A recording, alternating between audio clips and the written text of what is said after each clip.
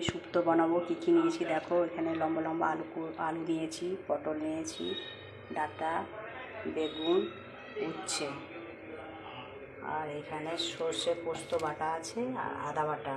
এবার দেখো কীভাবে আমি করতে। প্রথমে আমি একটা কড়াইয়ে তেল নিলাম। আমার তেলটা গরম হয়ে গেছে। আর এখানে দুটো তেজপাতা দিয়ে দিলাম, শুকনো লঙ্কা দিলাম, পাঁচফোড়ন দিলাম। তারপরে এক এক করে সব সবজিগুলো দিয়ে দেবো, ভেজে নেবো আমি। প্রথমে উচ্ছে দিলাম, সেই তেলেই বড়িও দিয়ে দিয়েছি, সেইটা ভেজে নিয়ে আসি। তারপর আলু দিয়ে দিলাম, বেগুন দিয়ে দিলাম। সব আমি একসঙ্গে এগুলোকে ভালো করে ভেজে নেবো আগে।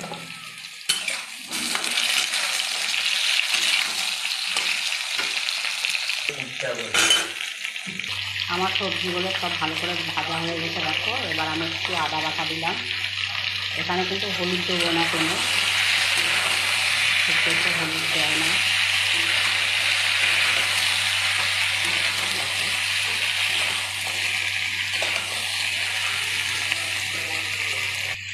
এবার যে আমি সরষে পোস্ত পেস্টটা বানিয়ে রেখেছিলাম ওটা দিয়ে দিলাম।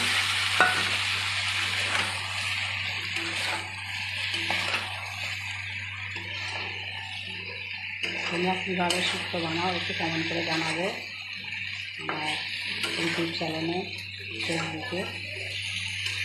আমি এইভাবেই শুক্তো বানাই।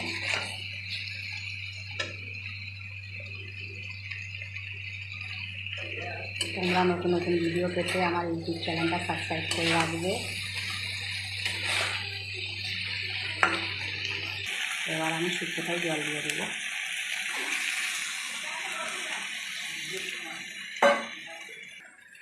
জল দিয়ে দিলাম, এবার নুন দিয়ে দিলাম, অল্প একটু দুধ দিলাম।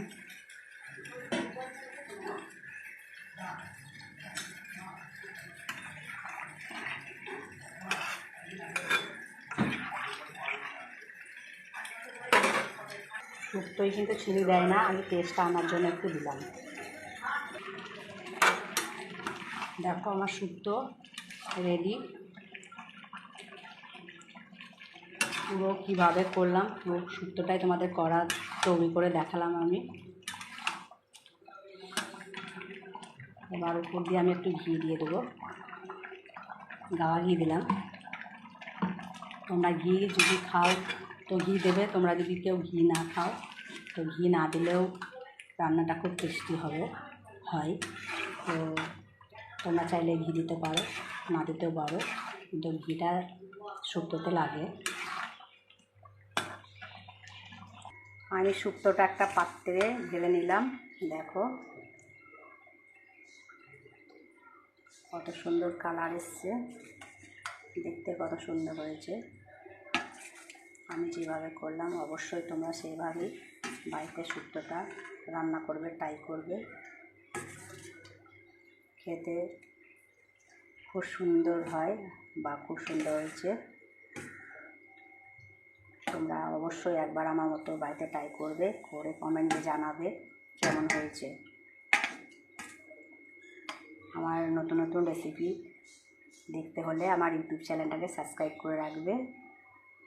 সবাইকে অনেক অনেক ভালোবাসা রইল।